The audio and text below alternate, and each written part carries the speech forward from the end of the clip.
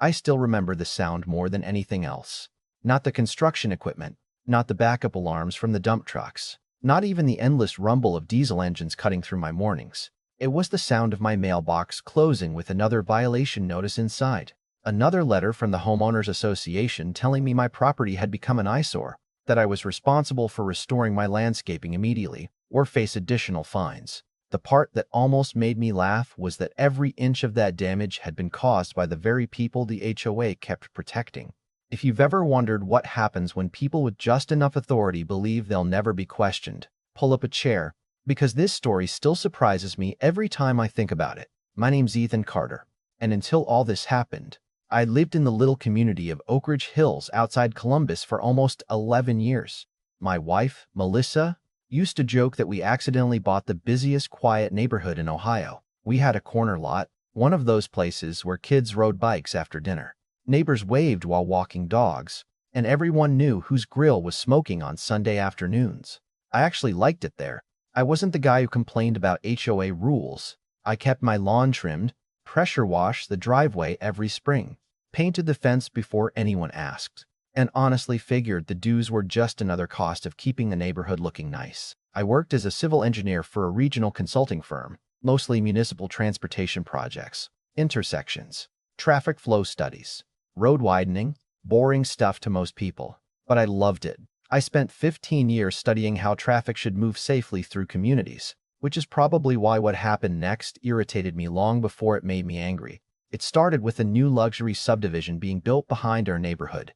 The developer announced construction would take about a year, and everyone expected some extra noise. Fair enough. Progress comes with inconvenience.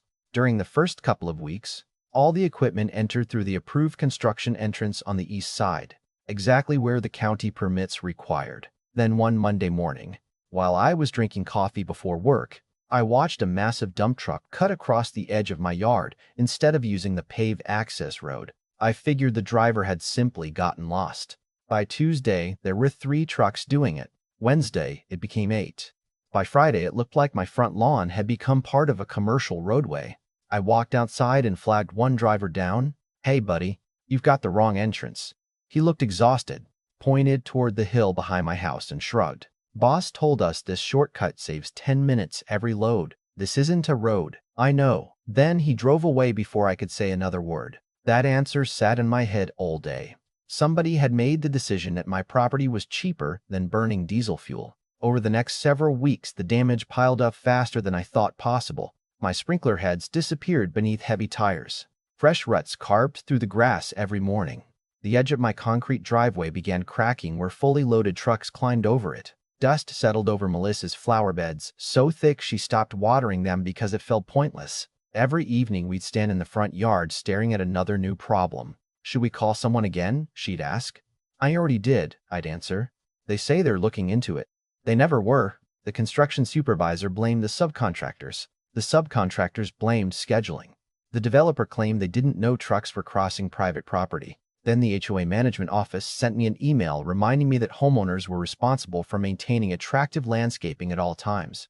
I actually laughed when I read it. 2 days later, the first violation letter arrived. Dead grass, damaged irrigation, unsafe appearance. Fine, $300. I drove straight to the HOA office carrying photos on my phone.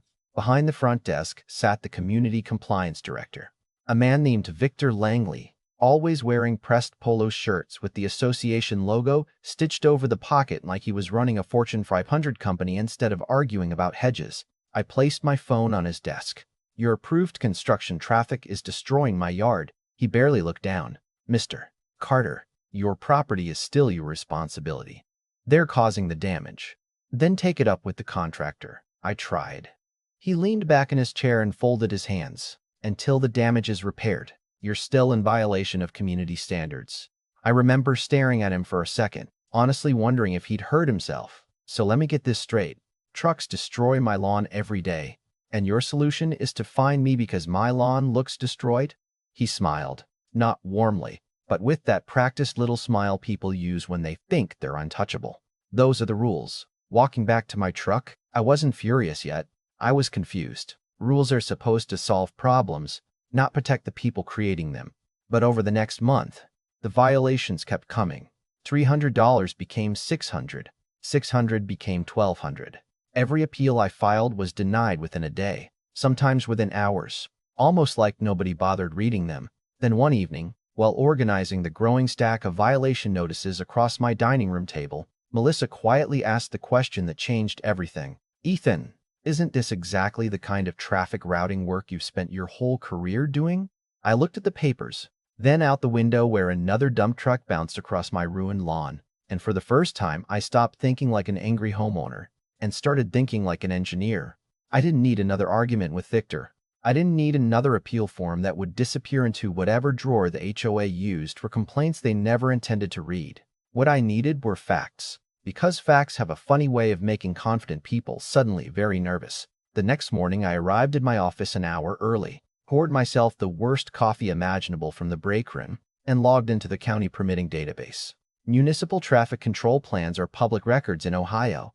Every approved detour, every temporary access route, every heavy equipment corridor has to be documented somewhere. Most homeowners would never think to look, but this was literally what I had done for a living for 15 years.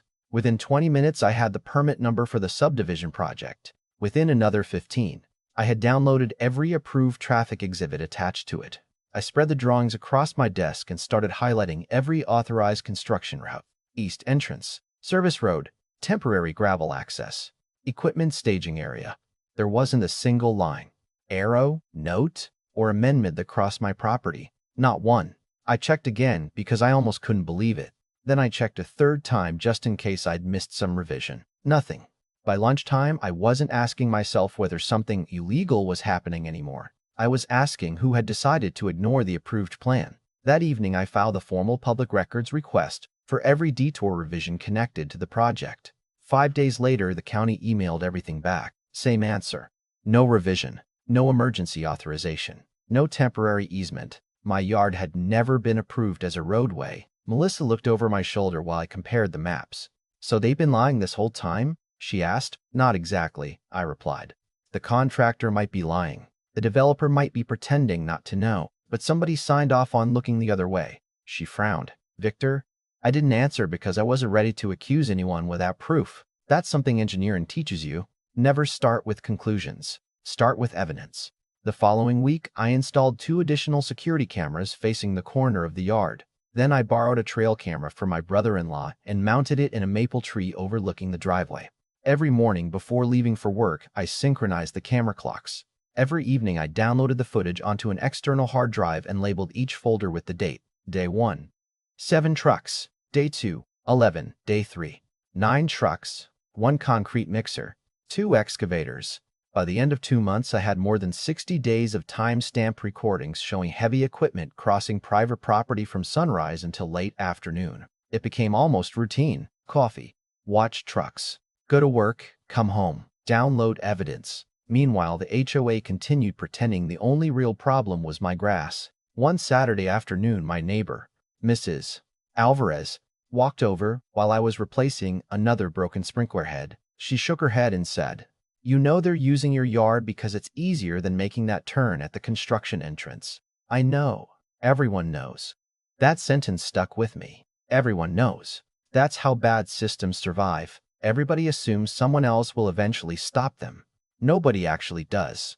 2 weeks later, another clue appeared completely by accident. The HOA published its monthly financial packet before the quarterly community meeting. Most homeowners ignored those reports because they were dozens of pages of accounting jargon, but I actually enjoyed reading financial documents almost as much as engineering drawings. Buried halfway through the maintenance expenses was a payment of $43,000 to a company called Summit Pavement Solutions for common area maintenance. The name caught my attention immediately because I'd seen it before.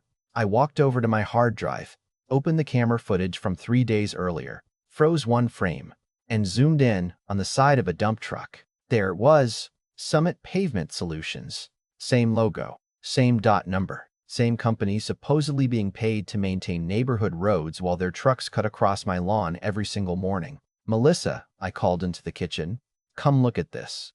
She stared at the monitor, then at the financial report in my hand. "You're kidding." I wish I was. "Can they do that?" "They can invoice for maintenance," I said slowly. "They can't invent a shortcut across private property."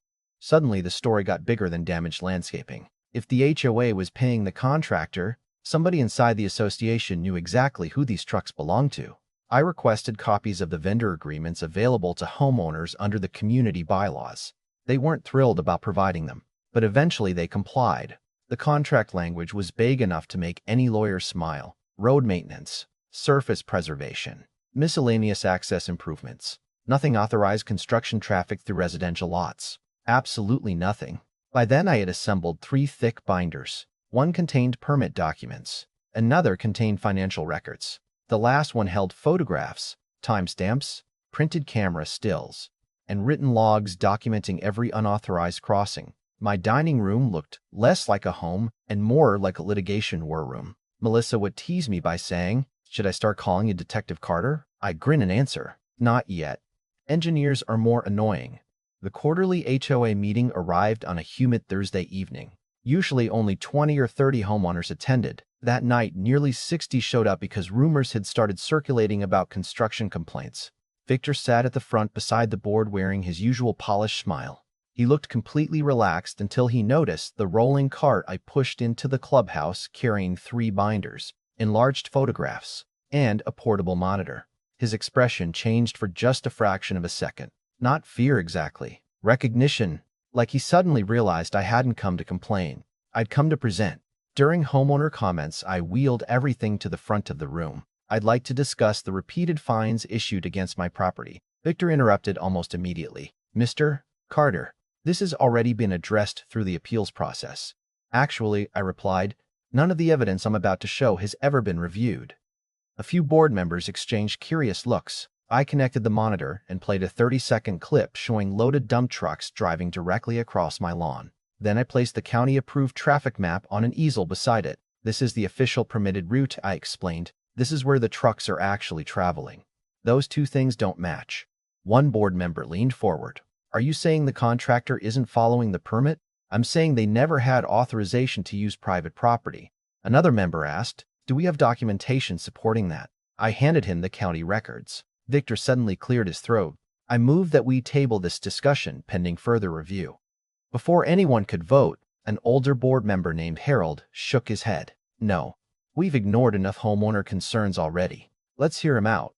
For the next 20 minutes, I walked through everything: the permit maps, the invoices, the security footage, the financial reports, the vendor contract. You could actually feel the room changing. At first, people looked bored, then interested, then uncomfortable. Several homeowners started whispering to each other. One woman quietly said, "If they did this to him, what else have they been doing?" Victor kept trying to interrupt, insisting my conclusions were speculative. I never argued.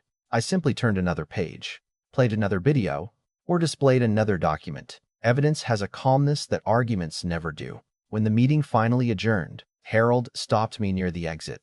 "Mr. Carter," he said quietly, "don't throw any of this away." "I wasn't planning to." He nodded once. "Good. I have a feeling this isn't over." He was right. It wasn't even close. 2 mornings later, a sheriff's deputy knocked on my front door responding to an anonymous noise complaint, claiming someone had reported excessive construction sounds coming from my property. I couldn't help laughing. "Deputy," I said, gesturing toward the active subdivision behind my house. "Unless my lawn suddenly learned how to operate bulldozers, I think somebody filed the wrong complaint." The deputy smiled, looked toward the construction site, then back at me. "That's pretty much what I figured." After he left, my phone buzzed with a voicemail from Victor. His tone was completely different from the confident man I'd faced in the clubhouse. Calm, careful, almost friendly. "Ethan, maybe we can work something out. Give me a call." I didn't call him back. Instead, I saved the voicemail because something told me the next conversation we had was going to matter a lot more than he realized. The voicemail sat in my inbox overnight.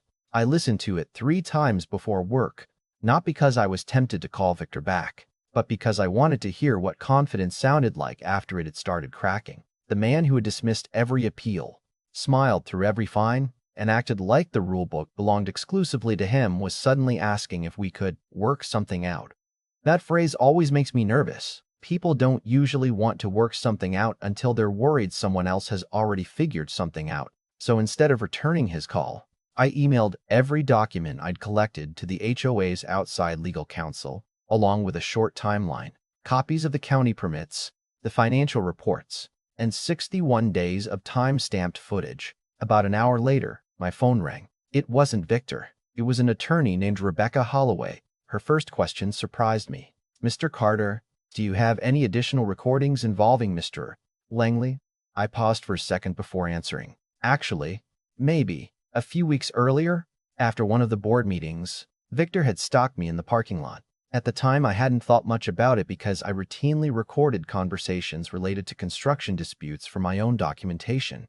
He walked over with his hands in his pockets and lowered his voice. "You're making this bigger than it needs to be, Ethan." I shrugged. "I'm asking for my property to stop being used as a road." He glanced around to make sure nobody was close enough to hear. "Look, if you stop bringing up the contractor payments, I'm confident those fines can quietly disappear.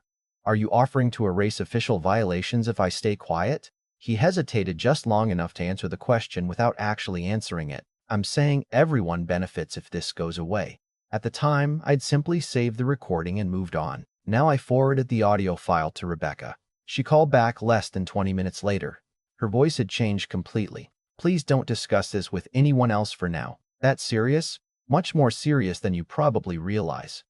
Within a week, the HOA board announced an independent financial audit. Officially, it was described as a routine review of vendor expenditures. Nobody believed that. Rumors spread through Oak Ridge faster than lawn gossip ever had before. Some neighbors assumed somebody had stolen money. Others thought the contractor was suing the HOA. Meanwhile, construction traffic across my yard stopped almost overnight. Funny how quickly drivers can find the correct entrance once people start asking legal questions.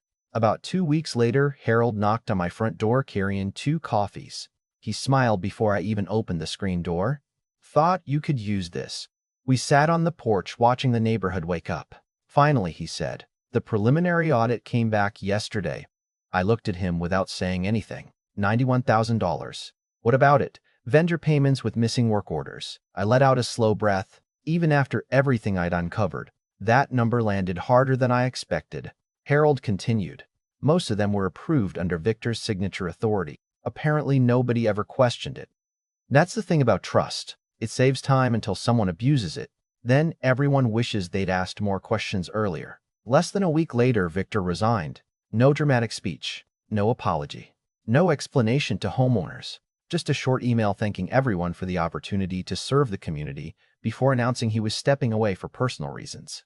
Nobody I knew believed that version of events. The paving contract with Summit Pavement Solutions was terminated the following day, pending further review. A month later, I received a certified letter from the HOA. Every violation issued against my property had been rescinded. Every fine was removed from my account. They also acknowledged that my previous appeals would be reconsidered under revised review procedures. Melissa read the letter twice before handing it back to me. "You know what the funniest part is?" she asked. "What?" "Not one sentence says they were wrong." I laughed because she was absolutely right. Institutions almost never apologize as clearly as individuals should. They just quietly reverse course and hope everyone moves on. I didn't move on entirely. The following Friday, after securing the proper permits from the county, I had 6 steel bollards installed along the edge of my property where the trucks had once crossed every morning. Bright, solid, professionally anchored, and fully inspected. The installation crew finished before lunch. One of the workers smiled and said, "Nobody's driving through here again." "That's the idea," I answered. Every now and then I still catch neighbors slowing down as they pass those bollards. Some remember the construction mess. Others remember the audit. A few still insist the whole thing could have been handled privately. Maybe they're right. Maybe I could have accepted the fines, repaired the lawn myself, and kept quiet. Life certainly would have been less stressful. But then I think about that first conversation in Victor's office, when he smiled and told me, "Those are the rules." The truth is, rules only deserve respect when they're applied honestly. The moment they're used to protect the people causing the damage instead of the people suffering from it, they're no longer rules. They're just tools for whoever happens to hold the power. Looking back, the damaged grass eventually grew back. The cracked edge of my driveway was repaired. The sprinklers were replaced. Those things cost money, but they were fixable. What stayed with me was the lesson that expertise means very little if you're unwilling to use it when it matters. I wasn't the toughest homeowner in the neighborhood, I wasn't the richest, and I certainly wasn't looking for a fight. I simply refused to let someone rewrite reality because they assumed nobody would ever check the paperwork. Sometimes the most powerful thing you can do isn't raise your voice. It's keep better records than the people trying to silence you. Now I'm curious what you think. If you were in my position, would you have accepted the fines just to avoid months of conflict? Or would you have pushed the investigation as far as I did? And do you think Victor was acting alone? Or was he just the only one who got caught? Let me know your thoughts in the comments, because stories like this always spark strong opinions. If you enjoyed this one, don't forget to like, subscribe, and share it with someone who's ever dealt with an HOA that forgot who it was supposed to serve.